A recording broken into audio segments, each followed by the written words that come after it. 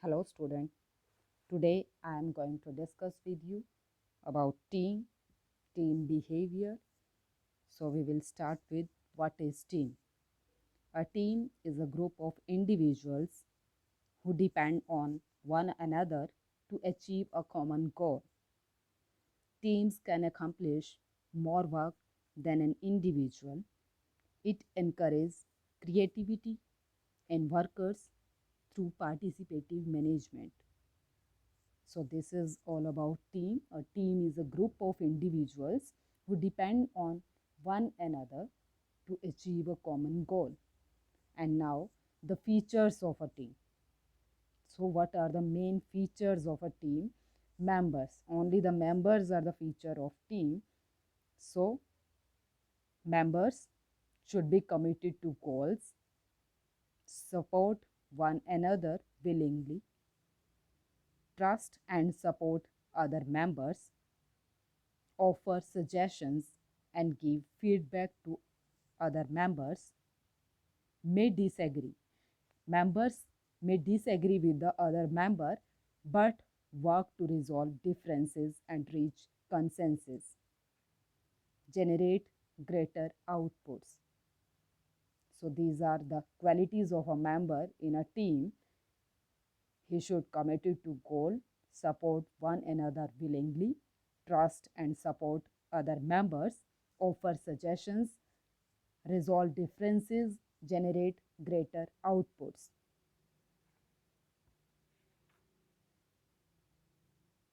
Types of team.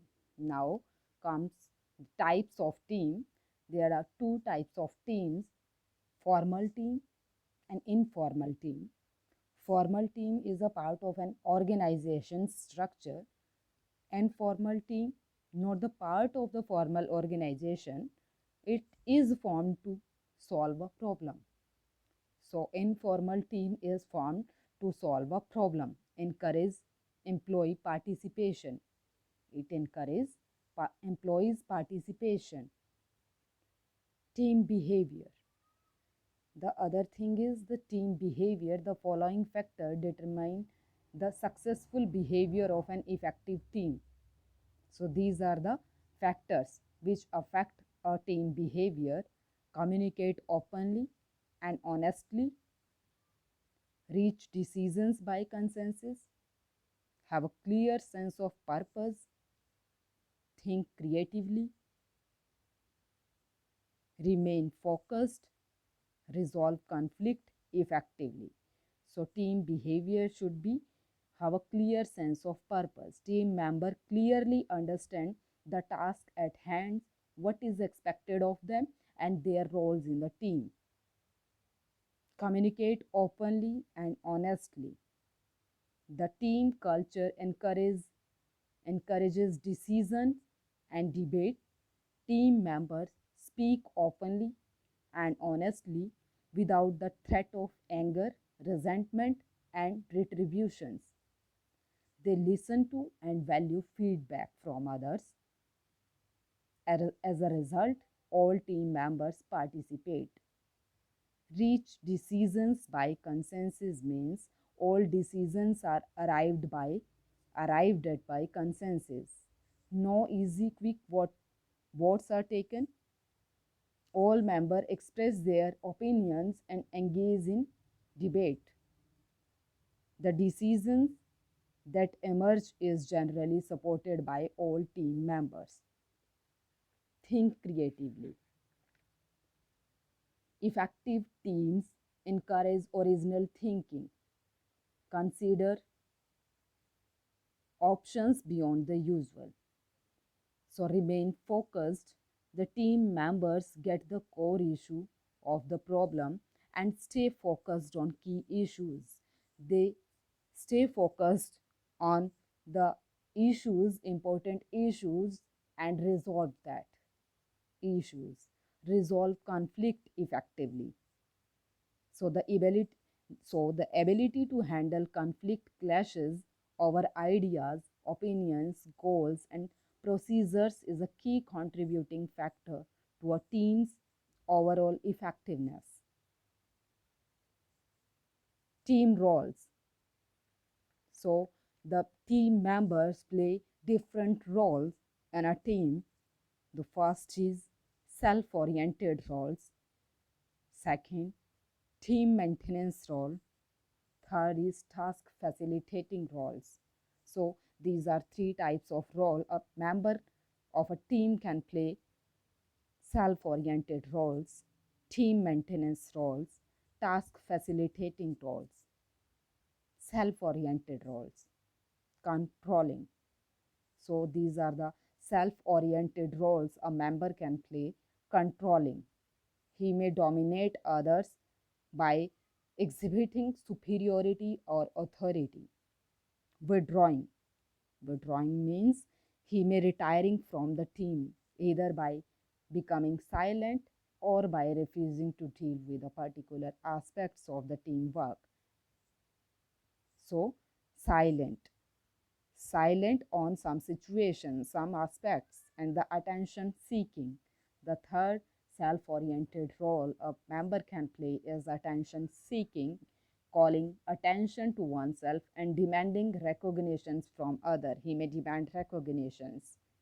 And diverting, focusing, the member focusing on the team's discussions on different topics of interest to the individuals rather than on those relevant to the task.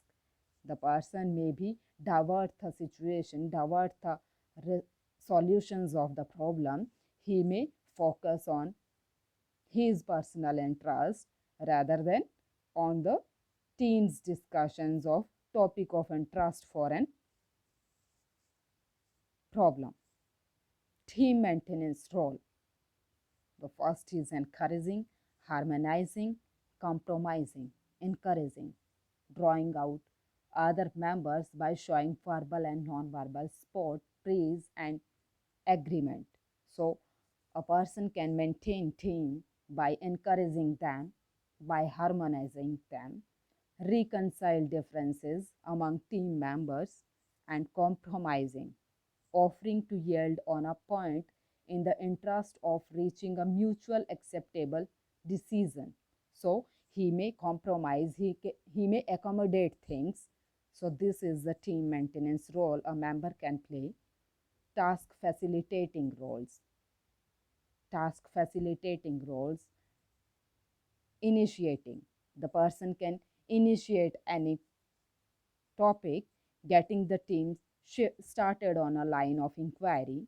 And information giving or seeking. A person can inform somebody or seek some informations to the questions facing the team. And the next one is coordinating. The person can coordinate smoothly, showing relationships among ideas, clarifying issues, summarizing what the team has done. So he can summarize the things a team has done.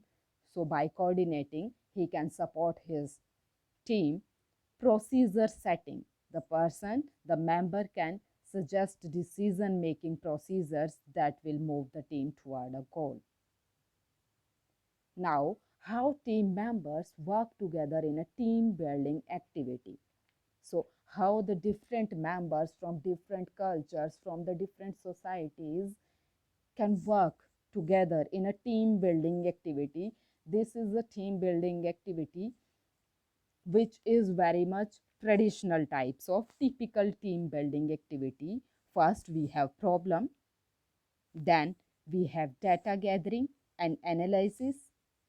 We can analyze things, we can analytic, and the third is action planning, and the fourth one is in third step we can plan actions for to resolve something, to find out the solution of some problem. And in step 4, action implementation.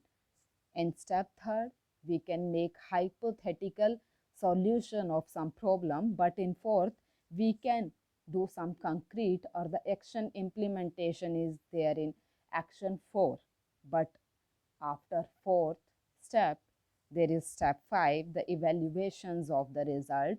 You can give feedback to your team members, like what are the faults, what are the praise points, and what are the defects in your team coordinations. So if the task is achieved, you can say some praiseworthy points, and if the task is not achieved, you can find out the negative things, the negative aspects of a team, just because how this task is failed. So this is all about team behavior. Thank you very much for listening patiently. Thank you.